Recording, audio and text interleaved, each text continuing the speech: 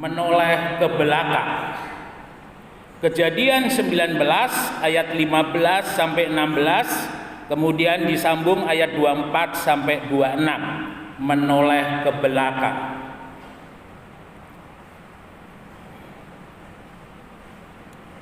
Kejadian 19 ayat 15 sampai 16. Kejadian 19 ayat 15 dan 16. Ketika fajar telah menyingsing, kedua malaikat itu mendesak Lot supaya bersegera. Katanya, bangunlah, bawalah istrimu dan kedua anakmu yang ada di sini, supaya engkau jangan mati lenyap karena kedurjanaan kota ini. Tetapi ia berlambat-lambat, maka tangan istri dan tangan kedua anaknya dipegang oleh kedua orang itu, sebab Tuhan hendak mengasihani dia. Lalu kedua orang itu menuntunnya keluar kota dan melepaskannya di sana. Ya, disambung ayat 24 sampai 26, Bu. Ayat 24. Kemudian Tuhan menurunkan hujan belerang dan api atas Sodom dan Gomora, berasal dari Tuhan dari langit, dan ditunggang balikkannya kota-kota itu dan lembah Yordan dan semua penduduk kota-kota serta tumbuh-tumbuhan di tanah. Tetapi istri Lot yang berjalan mengikutinya menoleh ke belakang, lalu menjadi tiang garam. Ya, terima kasih. Bapak Ibu Saudara yang dikasihi oleh Tuhan, ini berkisah tentang istri Lot.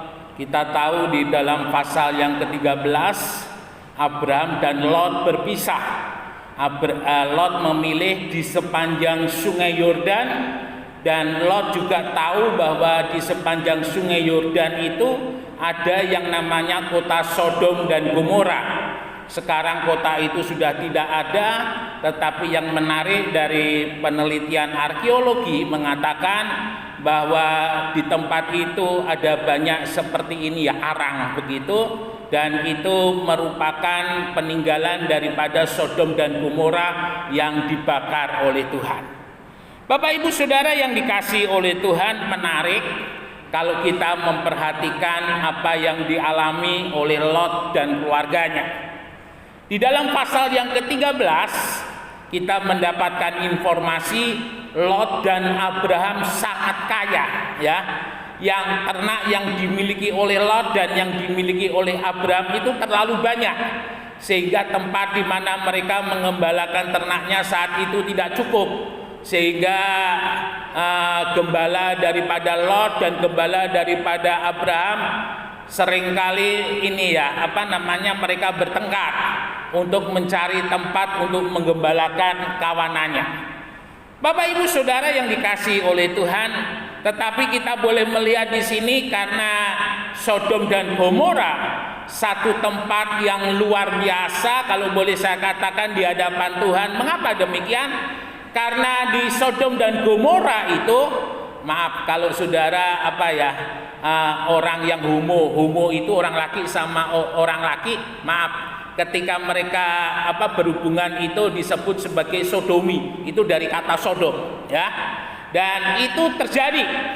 Dan kita boleh melihat luar biasa kejahatan daripada kota Sodom, sampai-sampai ketika malaikat Tuhan hendak membawa Lot dan keluarganya keluar, orang-orang Sodom mereka mencari kedua malaikat ini, maaf, untuk mereka lecehkan begitu ya kira-kira. Tetapi Lot mengatakan, ini aku punya anak cewek 2, kamu bawa, terserah mau kamu ngapain. Nah, Bapak Ibu Saudara yang dikasihi oleh Tuhan, akhirnya Tuhan memang benar-benar membakar kota Sodom. Dan kita ingat, Abraham juga diberitahu oleh Tuhan mengenai rencana Tuhan ini. Di sana kita boleh melihat bagaimana Abraham menawar supaya kota Sodom dan Gomora tidak dibakar. Dan kisah ini, maaf, kalau di saudara kita ini ya dipakai sebagai sholat 5 waktu, dari kalau sehari sekian sampai akhirnya jadi 5 waktu. Tetapi kalau di kisah ini adalah Abraham ingin menyelamatkan Lot. Abraham menawar dengan jumlah sekian, Tuhan bilang terlalu banyak, jumlah sekian terlalu banyak, sampai akhirnya Tuhan tidak memberikan tanggapan terhadap permintaan Abraham dan Tuhan menghukum Sodom. Bapak Ibu Saudara yang dikasihi oleh Tuhan, yang menarik, Sodom dan Gomora ini menjadi salah satu kota yang dibakar oleh Tuhan, ya.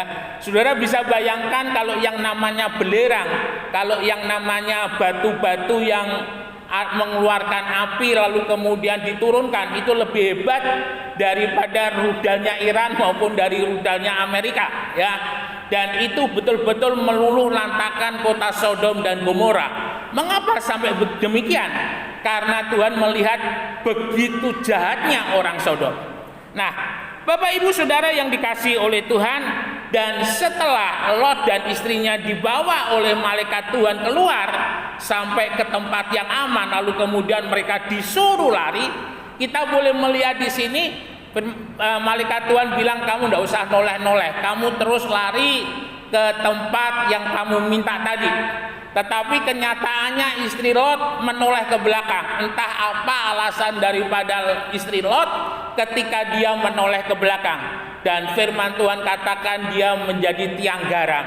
Dan sampai hari ini tidak ada ditemukan satu tiang garam seperti yang dialami oleh istri Lot. Kalau Indonesia punya itu maling kundang, ya. Jadi patungnya itu berbentuk seperti manusia, tetapi Lot yang garam tidak ada satu bukti yang menunjukkan adanya patung seperti perempuan. Nah, Bapak Ibu Saudara yang dikasihi oleh Tuhan, menoleh ke belakang. Ada beberapa hal yang kita mau lihat mengenai menoleh ke belakang ini. Yang pertama, orang yang menoleh ke belakang ini tidak fokus kepada masa depan, ya. Seorang pelari, kalau saudara lihat, apalagi pelari cepat, dia nggak bisa toleh kiri, toleh kanan. Dia harus lurus memandang ke depan. Karena ketika dia menoleh ke kiri atau dia menoleh ke kanan, dia akan mengurangi kecepatannya, dia disalib oleh orang yang ada di belakangnya. Dan itu yang Tuhan inginkan di dalam kehidupan kita. Ketika kita mengikut Tuhan, ketika kita percaya kepada Tuhan, Tuhan mau supaya kita hanya memandang ke depan. Artinya kita memandang kepada Tuhan Yesus, kita memandang kepada salib Kristus, dan itu yang akan menolong di dalam kehidupan kita terhindar dari keinginan-keinginan lama yang bisa timbul, hal-hal yang lama yang bisa timbul, dan Tuhan tidak mau. Kita ingat bagaimana Abraham ketika dia sebelum diberkati oleh Tuhan, salah satu syarat yang harus dilakukan oleh Abraham, pergi meninggalkan negerimu, meninggalkan keluargamu, meninggalkan bapamu, dan semuanya dia tinggalkan. Abraham hanya bersama-sama dengan Tuhan.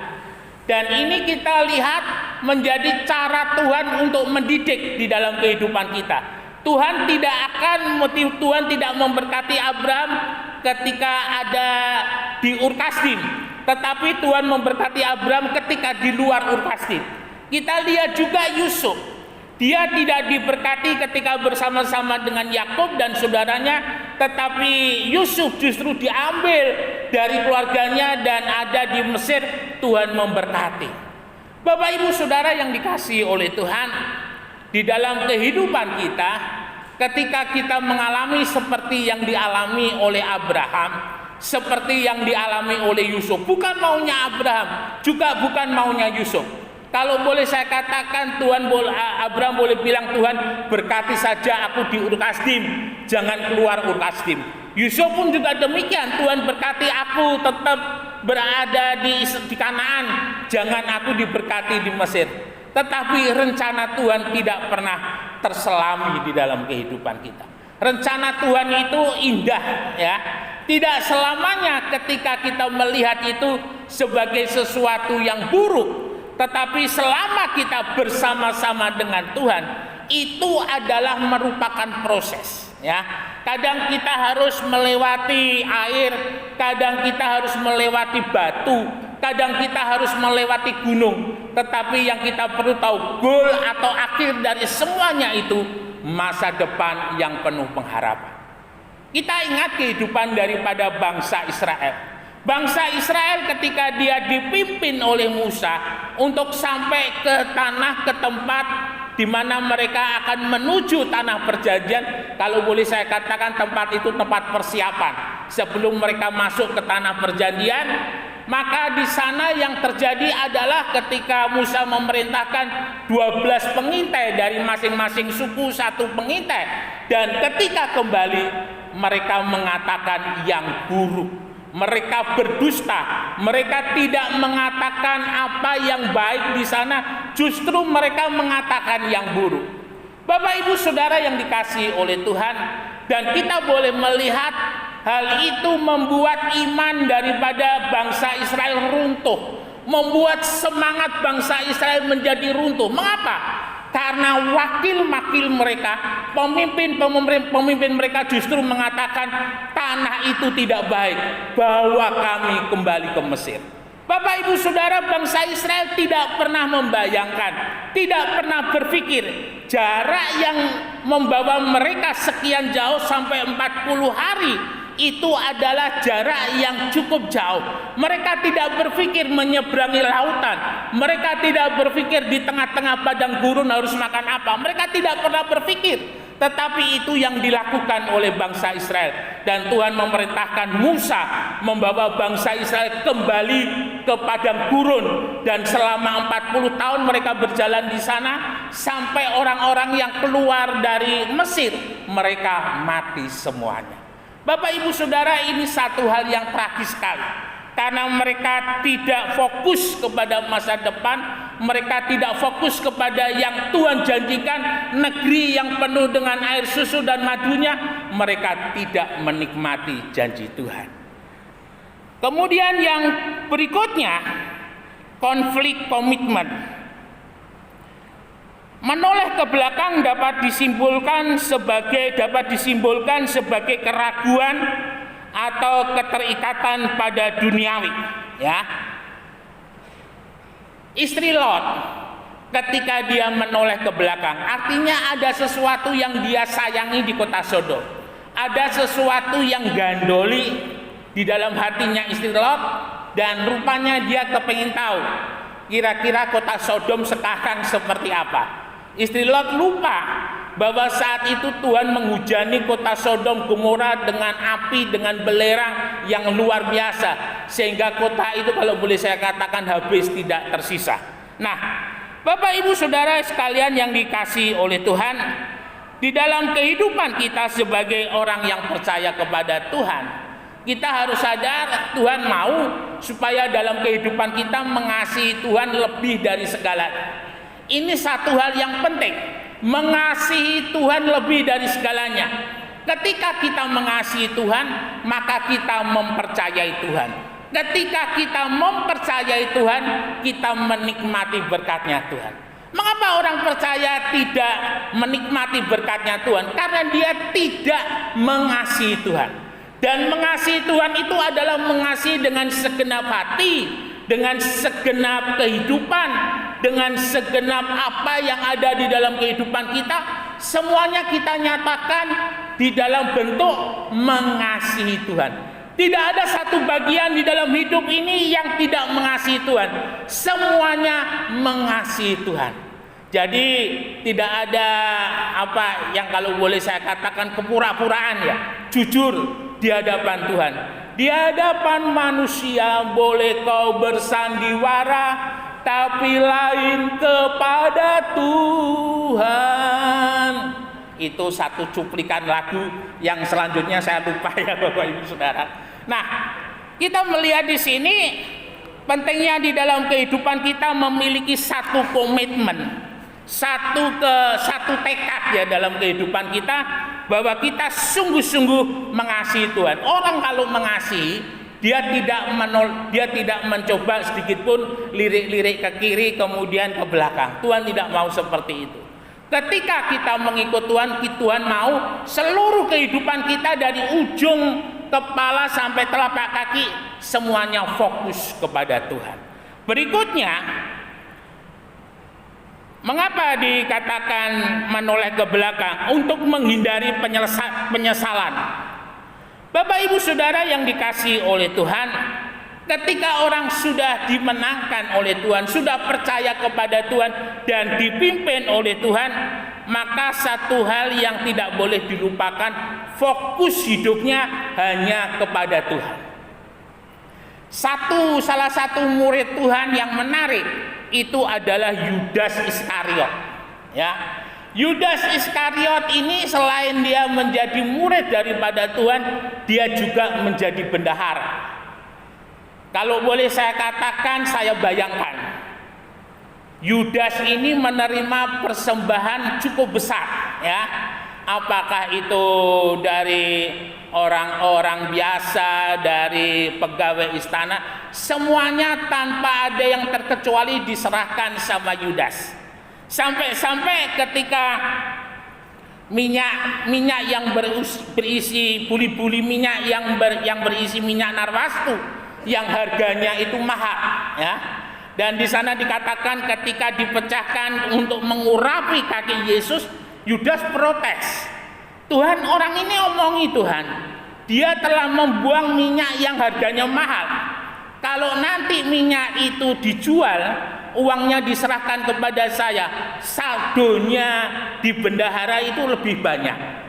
Tetapi firman Tuhan katakan Yudas melakukan itu bukan dia sebagai seorang hamba yang setia, tetapi dia adalah seorang hamba maaf yang seringkali ngutil, ya, yang seringkali ngambil yang bukan menjadi miliknya untuk dipakai untuk kepentingannya sendiri. Bapak Ibu Saudara yang dikasihi oleh Tuhan, ini yang terjadi seringkali di dalam keinginan-keinginan duniawi kita, membuat kita tidak fokus kepada Tuhan, membuat kita menoleh ke belakang.